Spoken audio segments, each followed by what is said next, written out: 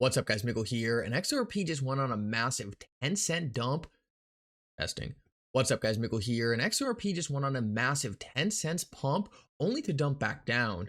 In this video, we're going to talk about exactly what happened here because there was actually something absolutely wild that just took place in the market. I want to break down the situation that just took place, but whether or not this might just be a pre-pump to something much bigger right around the corner. In this video, we're going to talk about that as well as some extremely important macro news at the end of this video. I think a lot of people in the cryptocurrency space are getting something seriously wrong right now. I want to talk about that at the end of the video, so make sure to stick around for that.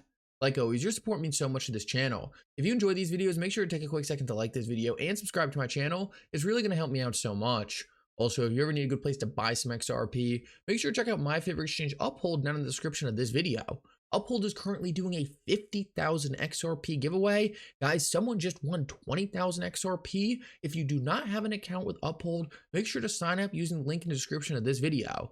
With that said, though, let's jump right into it, and I hope you guys enjoy the content. So before we get into what just happened to XRP, I wanted to share something with you extremely important to understand because I think this is very commonly overlooked when it comes down to blockchain technology. So many people are constantly saying that Bitcoin is the most decentralized cryptocurrency, things like XRP are centralized, but I want to show you why that's not really true.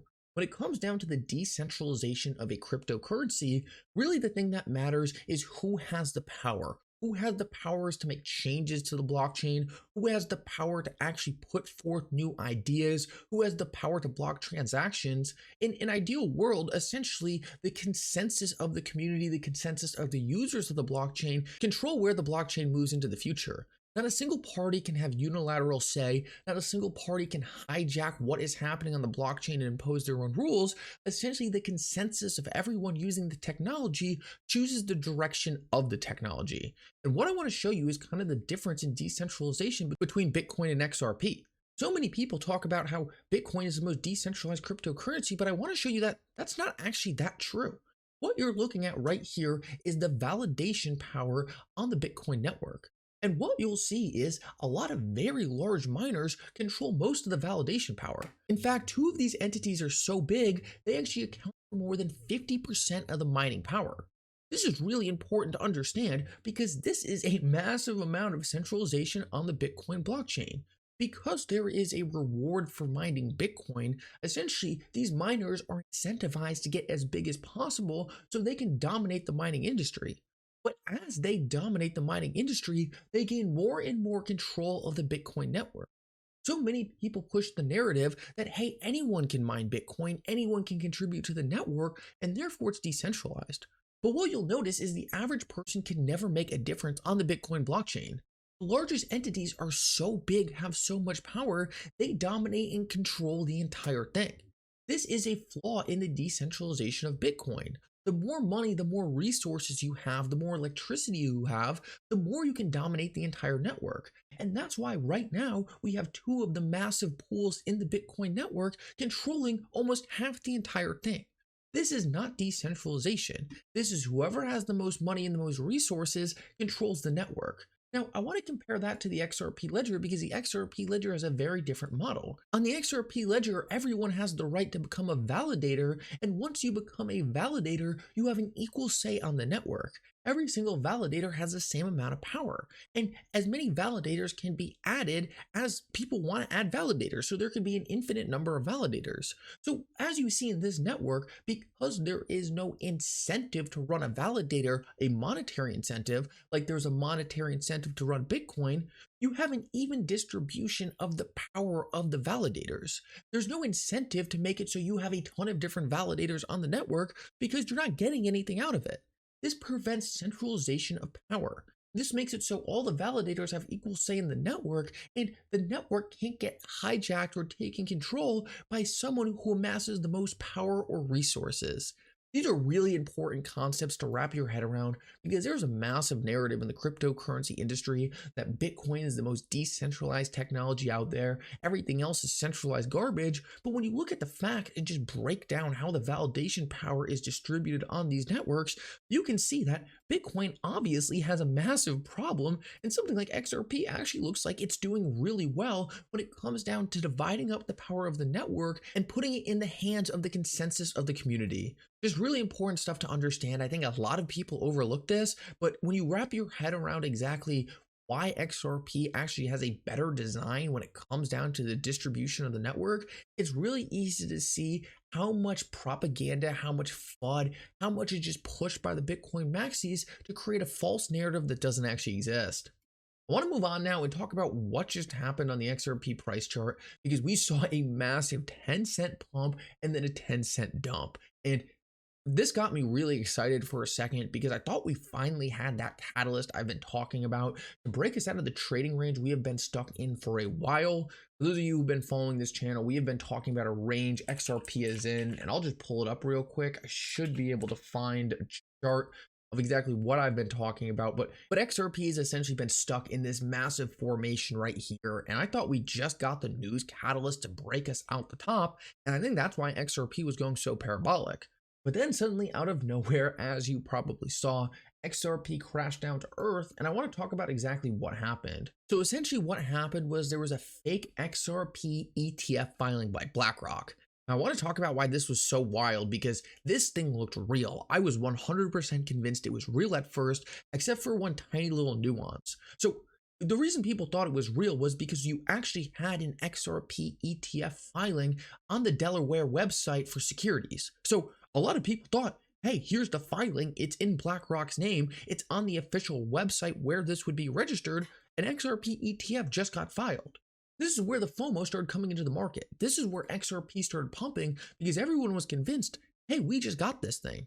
If you tie that together with the fact that the head of BlackRock's digital asset strategy group is an ex-Ripple employee, well, it seemed like it made sense along with the regulatory clarity that BlackRock would have just filed for an XRP ETF. But essentially what happened was someone who was essentially trying to manipulate the market actually filed a fake ETF in BlackRock's name, got it posted on the Delaware website. It convinced everyone that the ETF was filed by BlackRock when it wasn't actually filed by them. This is what caused a massive pump in the market. And then when it crashed back down, it was on news that a BlackRock representative came out and said, yeah, this is not true. We did not file this thing.